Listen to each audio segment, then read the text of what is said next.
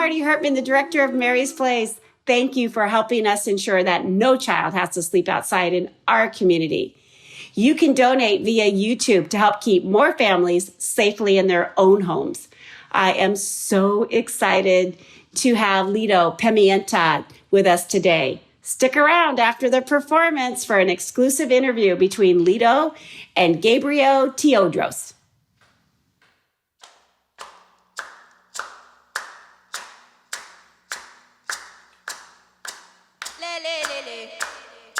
Tus padres te tienen dicho que no te hables conmigo la mar.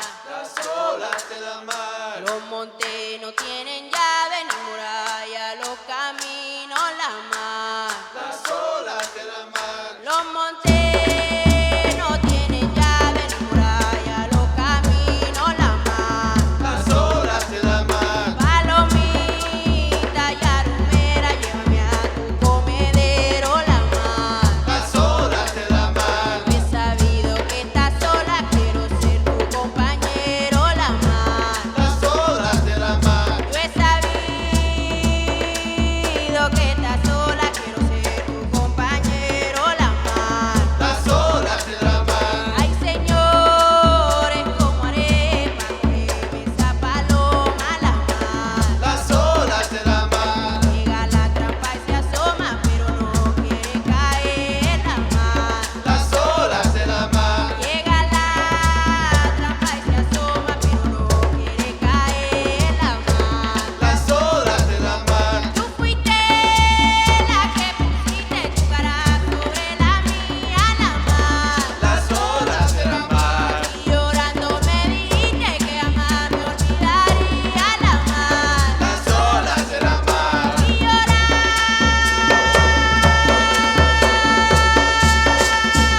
me dijiste que jamás me olvidaría, la mar. Las olas de la mar. Yo quisiera ser la brisa para batir tu cabello, la mar. Las olas de la mar. Y meterme dentro de ellos para escuchar tu sonrisa, la mar. Las olas de la mar. Banderito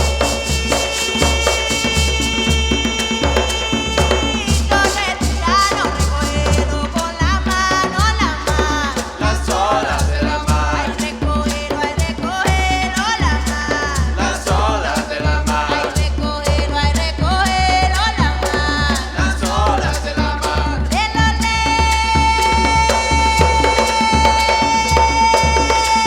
lejos panderos, recógelo con la mano, la mar. Las olas de la Ay, mar.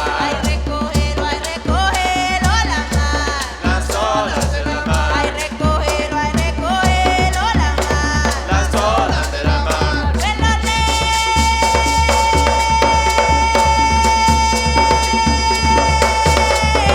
los fuego pandero, recógelo con la mano, la mar. Las olas de la mar. Recógelo, la mar. Las olas de la Ay, mar. recógelo, la mar. Las olas de la Ay, mar. recógelo, la mar. Las olas de la Ay, mar. recógelo, la mar. Las olas de la Ay, mar.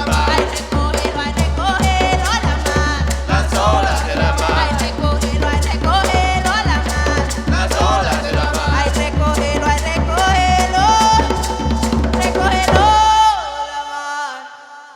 Las olas de la mar. Ay, Martina, Camargo.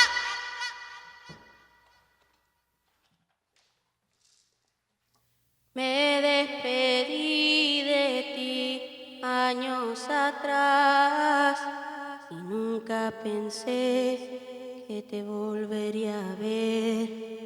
Al tu partir, partiste también mi corazón hecho retazos. Yo tengo el hilo, también la aguja para remendar lo que queda de mí. Me despedí de ti años atrás y nunca pensé que te volvería a ver. Al tu partir, partiste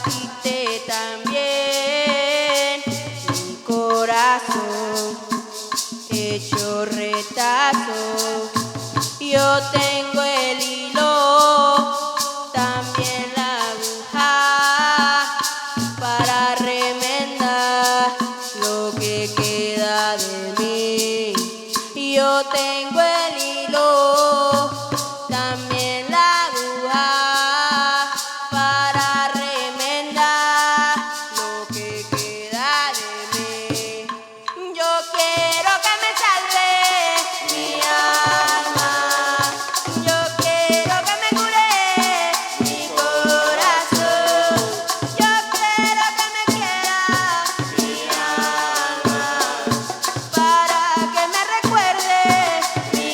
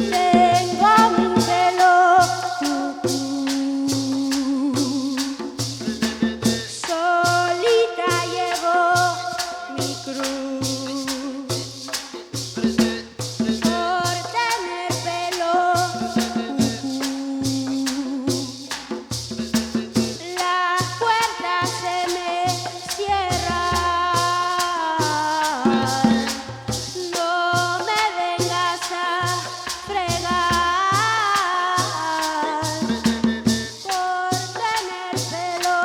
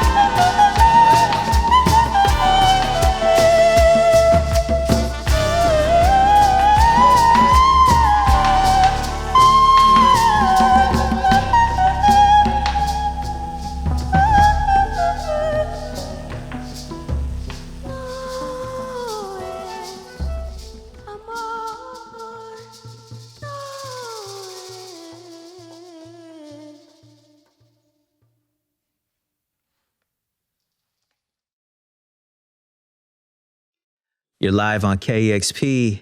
It's my honor to sit here with one of my favorite artists, Lido Pimienta. How are you? Hello. Hello. Thank you so much for that wonderful performance. It's beautiful to see. Where are you today? So right now we are at my studio in Toronto.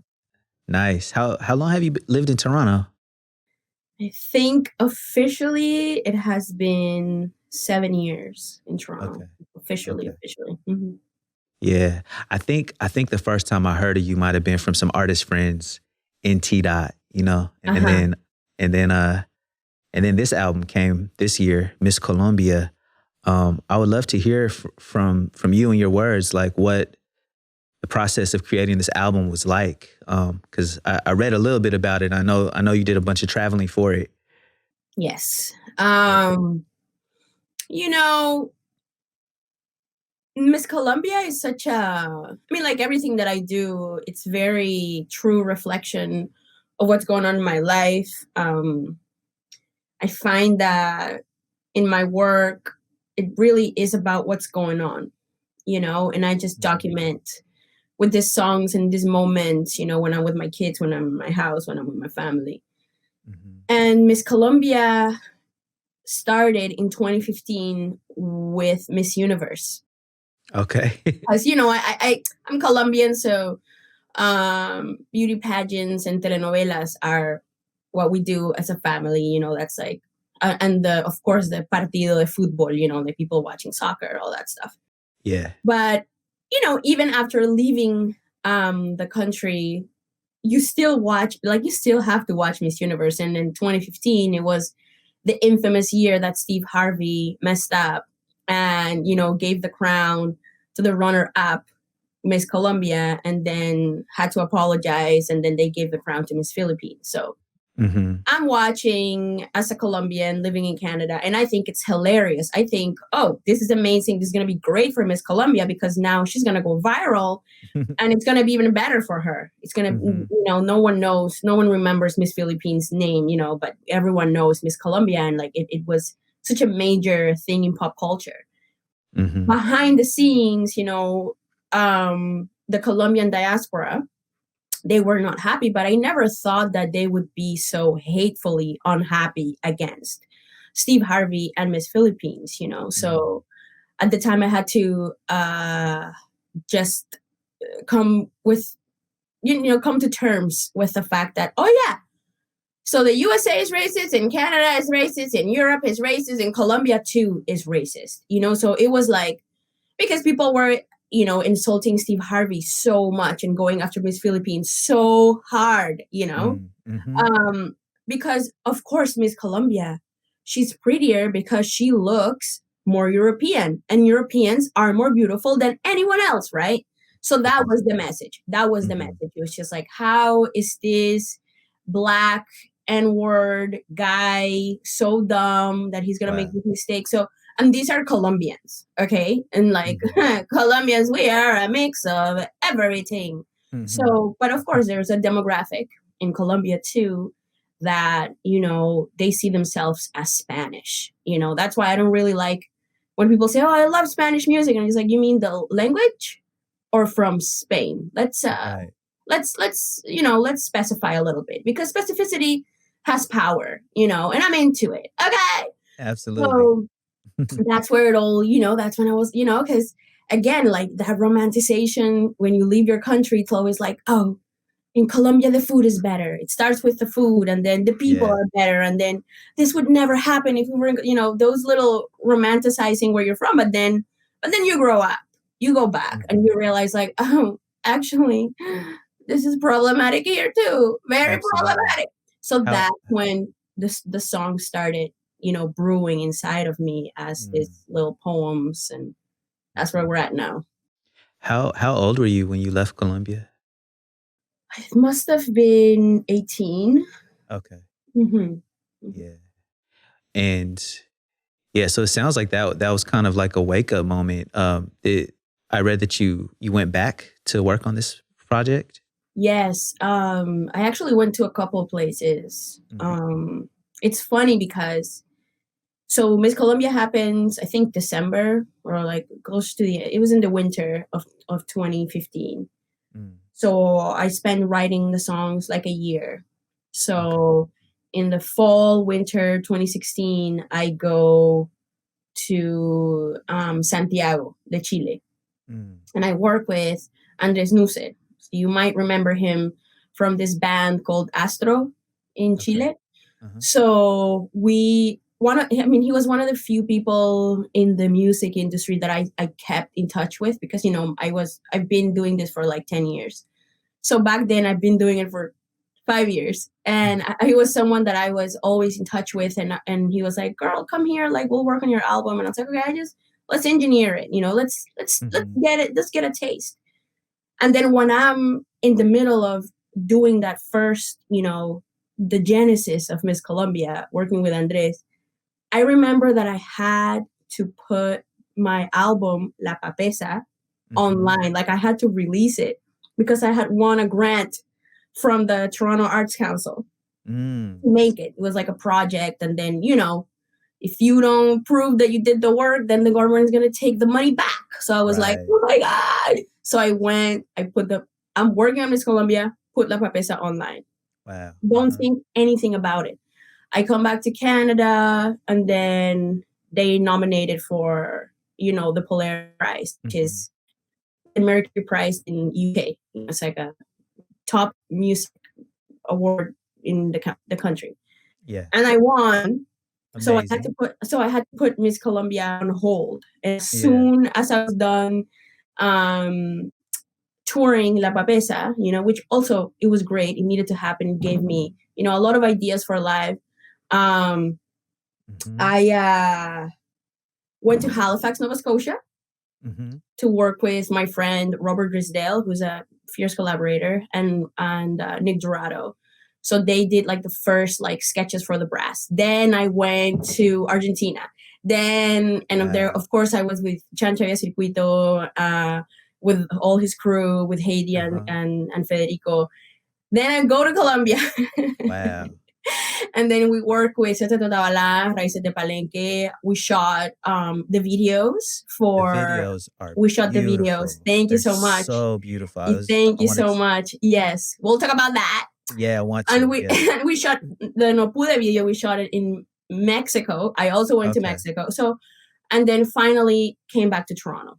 And then in Toronto, I sealed all the sound with the brass, with the woodwinds, you know, with a beautiful choir, with the beautiful percussion. So, and it's people from all around the. I mean, in Toronto, everyone's from everywhere, you know. So that's how I met via Raimundo Sosa, who did a bunch of the percussion, and the album he's Cuban. I met this beautiful group called Ocan, and they're fantastic, you know. So it was beautiful, you know. I work with all the people that worked in Miss Colombia that are based in Toronto are top musicians. And my co-creator, co-producer, you know, Prince Nifty, you know, if you're watching this, go find Prince Nifty's Bandcamp right now. He's amazing. I mean, everyone in my album, really. And that's how we did it. You know, it's, and it wasn't planned, which for me, it's the most beautiful thing about the album. It was experimentation and collaboration and trying things out and not really having a formula for anything and not really having any expectations, even though I had a label, which was also new to me to having a label, but luckily they just let me do whatever I want. That's a beautiful thing, you know? That is a beautiful thing. I wanted to ask a bit because the performance we just saw was all acoustic, you know? And I know in the past, people would classify some of your music as electronic leaning, and the album has several acoustic tracks. I wanted to ask about that evolution kind of more into acoustic music. Like, what's that about? Well, you know, I've done other performances like for online, for other channels. And I feel like I've done a little bit of everything. For this performance, I thought it would be beautiful to close the year with a performance that was true to, you know, the B-side of Miss Colombia, which is more roots, which is more, you know, percussion, Afro-Colombian, you know, except for my baby daddy in the band that we just saw. Beny Esguerra and Harold Camacho, they're Colombian, and my baby daddy, Brandon Valdivia. And they, but Brandon studied with people in Colombia to learn, you know, alegre, llamador, and tambora, and these traditional instruments. And there's something exciting to me about having the opportunity to perform. And there's something so beautiful about being able to do it different and trying it in different ways, because it's boring to me, to do the same thing over and over again. And in the context of this pandemic, when I have to do this like online things, at the beginning, I hated it. I was like, this is so humiliating to have to be your own engineer and, your own sound person and your makeup artist and your whatever, I'm at a point where I have my friends that help me do everything so that I can just be playing with my kids in the corner, and then they come, like my friends are obsessed with like fashion and like all that stuff. So they come and they're like, well, I'm going to dress you up. And I'm just like, thank the Lord, because I don't know how to put makeup on. But then, it humbles you. Yeah. But then I started seeing these performances as, what? This is a beautiful opportunity into the creative process. And that, something that I've noticed in this pandemic as well is like, we're really noticing who are the entertainers and who are the artists, and I will go down in history or herstory as an artist. Yes, you will. Period.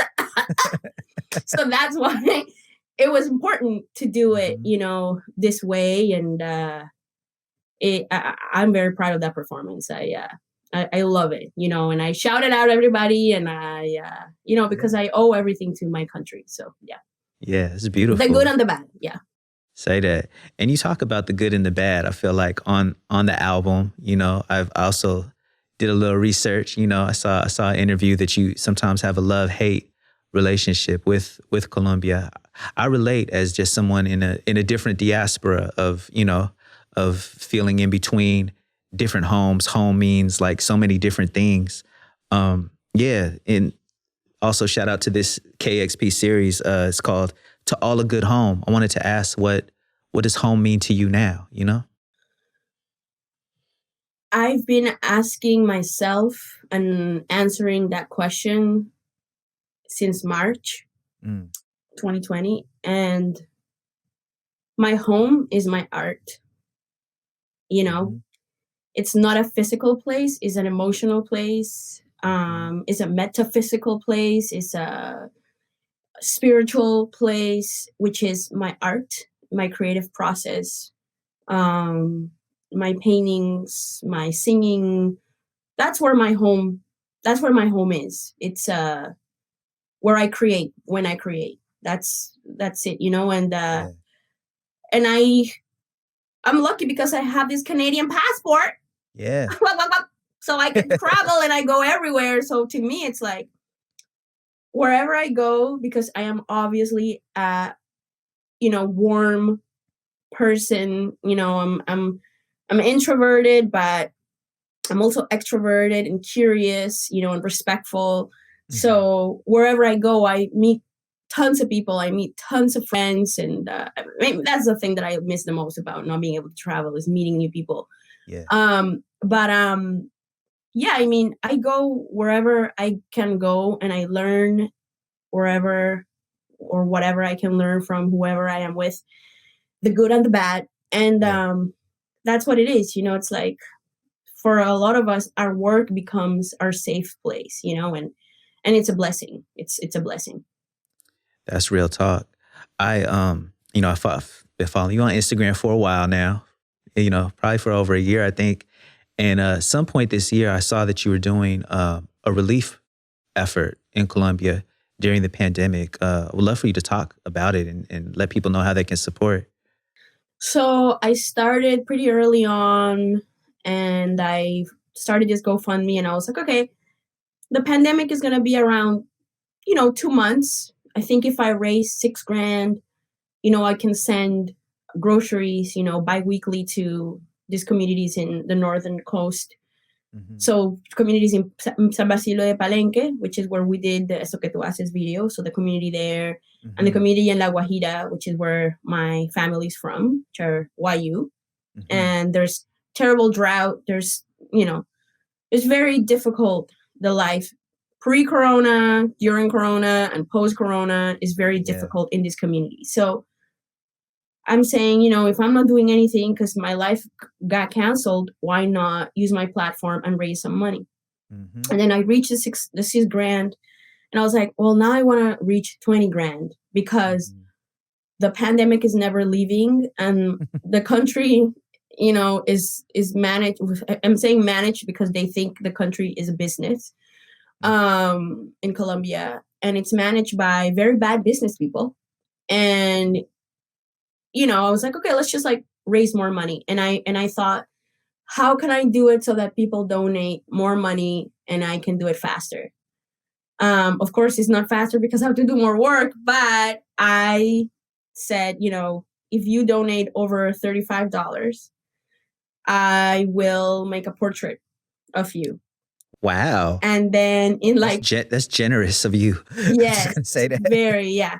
But of course, I let people know, you can donate $35 and it's going to be cute. But if you donate over 100 or 300, it is going to be art. So, and some people donate 500 and they're like, don't worry about it. And some people will donate 40 and they're like, can you paint like a portrait of like my dreams and my emotions? And I'm like, no, I can't. But if you give me 1,000, I will. Okay. So, but it's interesting because a lot of people, they're all like, this is amazing that I'm getting a portrait out of something so needed. And, I've been able to send not just groceries, but medicine, which is very important, like tons of baby clothes. A lot of these communities that I'm helping, they don't have access to roads. Yeah. They don't have access to water. Yeah. They don't have access to healthcare.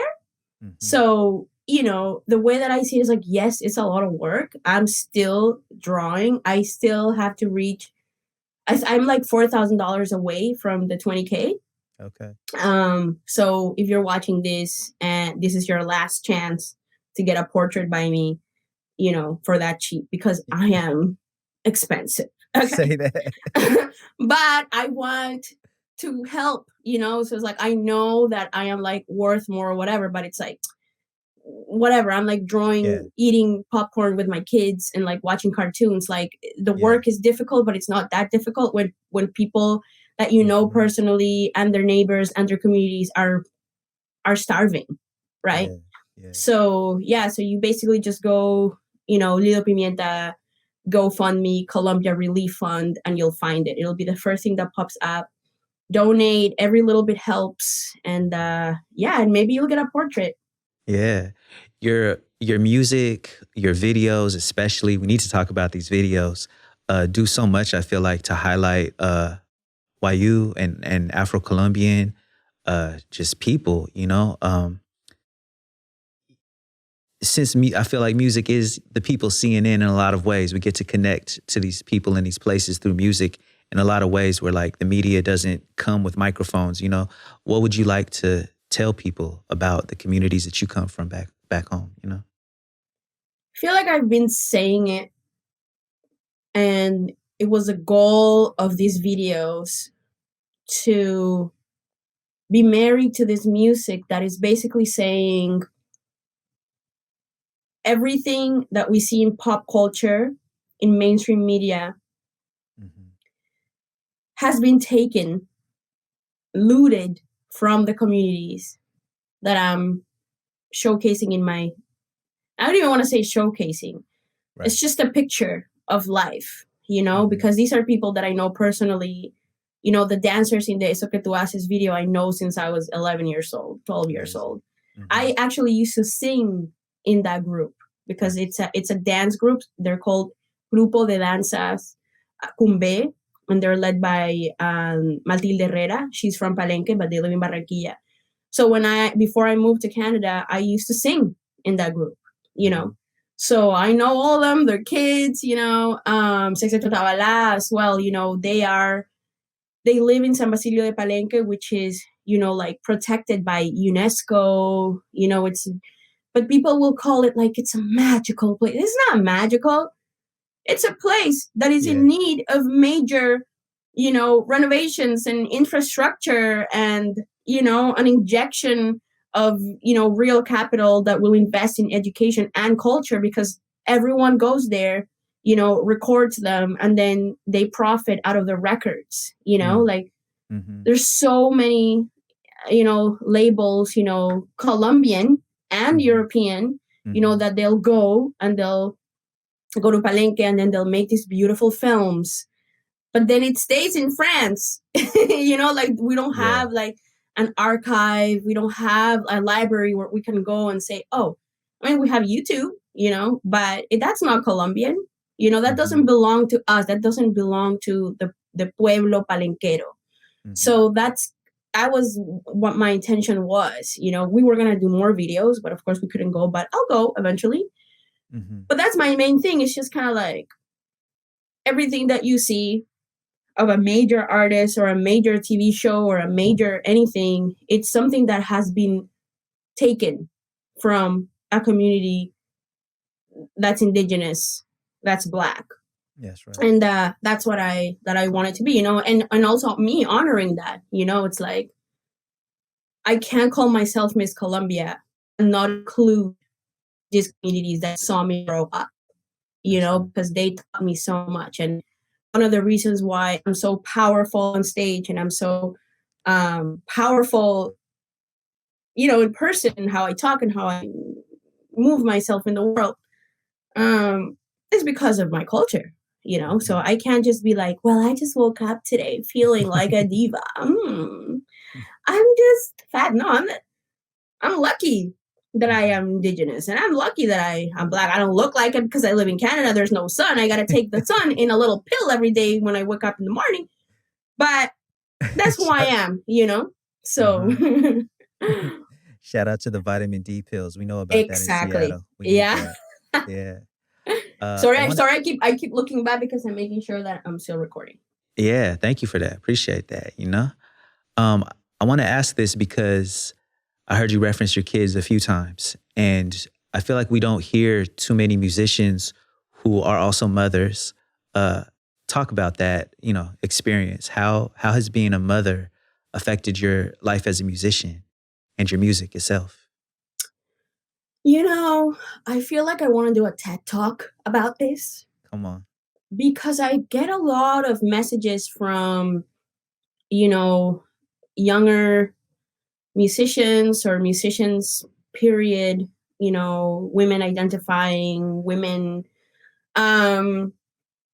just folks asking me about this a lot. It's like, how do you do it? And I'm like, well, how does the bus driver do it? And how does the taxi driver does it? And how did your mom do it? It's, right.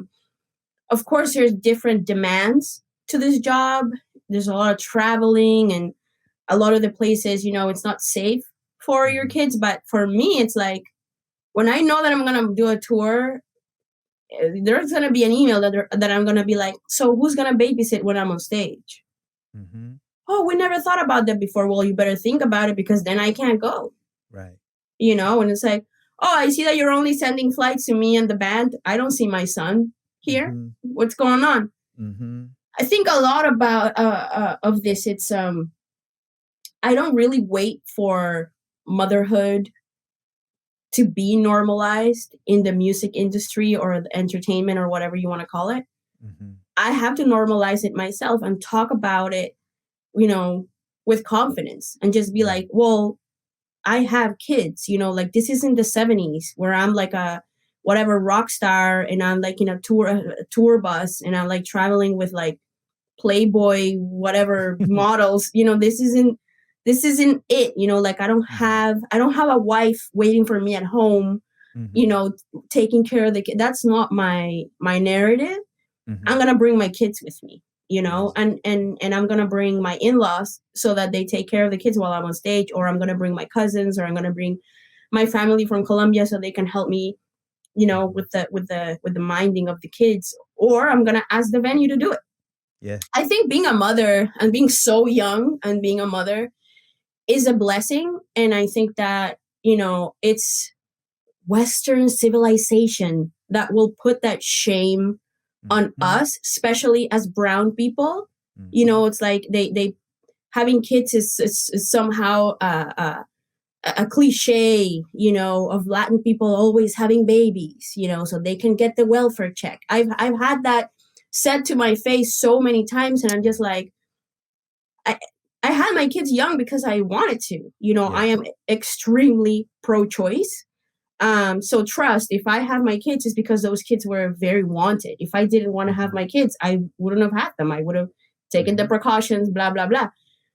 But I feel like it keeps me grounded and it helps me stay motivated and it helps me be serious about what I do. You know, it's like, you're not going to find me wasting my time, you know, and like getting into it with people that are not worth my time, because I really need to justify leaving my children to do anything, you know. So I think it's a wonderful thing. I am very family oriented.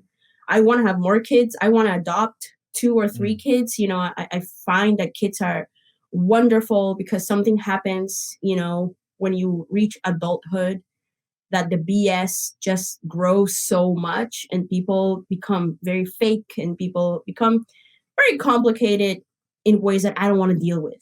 But with kids, you're always going to get the truth. And they're super fun, and that's it. You know, it's like, it's beautiful. It's just a part of me, you know. Yeah, I love it. Thank you for that. Thank you for that, for answering that question, you know, and the way that you did. I wish more people did talk about it, you know, and I wish more artists didn't see it as a hindrance, you know. So I mean, it's not sexy. It's you know, hard. Parenthood is hard. Period. Yeah. But so is being a musician and anything else everything. in life. Yeah. We just need to normalize it for ourselves. You know, it's like, I can't wait until, you know, having a kangaroo pouch after giving birth becomes very sexy and normal, so that I don't have to be like, oh my God, you know. But who cares? The kangaroo pouch. That's a new one. I heard that. Man, thank you so much for your time, Lido. Before we get up out of here, I mean, this might be a generic question, but I have to ask, what do you hope people get from your music more than anything else? I hope that people understand that there is a whole world behind Colombian music that is not necessarily a monolith, that is not necessarily one single thing, and that everything in Colombian music is a mix of many cultures, but mainly that those cultures are oppressed right now, and that the people who get to benefit from these rhythms don't even see themselves as a part of the culture, but take all of the advantage that the world gives them because of a citizenship, not necessarily because of roots and blood. So that's what I want. I want people to not see, you know, Colombia as a tourist destination where you can go and throw your garbage in whatever you want, hoping or knowing or thinking that, you know, some poor native person or poor indigenous person is going to pick up after you. Especially the generation now, it's over. It's over. So that's what I want people to get from Miss Colombia, is that our time is now, and it's only going to get better for us. Yeah. As music lovers, if you don't have an answer to this question, I understand. But as music lovers, what do you think we can do to support those communities and, you know, the people that created this culture and the music that you're talking about? Just give them a voice. Well, not give them a voice. You already have a voice. Put a microphone in front of them. Give them a platform so that they can showcase how it's done. And stop putting people on that are obviously faking it and making it. It's like, there's so many other channels and so much money that they're already getting. Like, don't give more platforms to the people that are already super famous. That's the only thing that I would say, because I don't want the fandoms to come after me. Yeah. I appreciate that. Thank you so much, Lido. It's been a pleasure. Thank you so meeting you. much. Thank you. Thank you. This has been KEXP to all a good home. See y'all soon.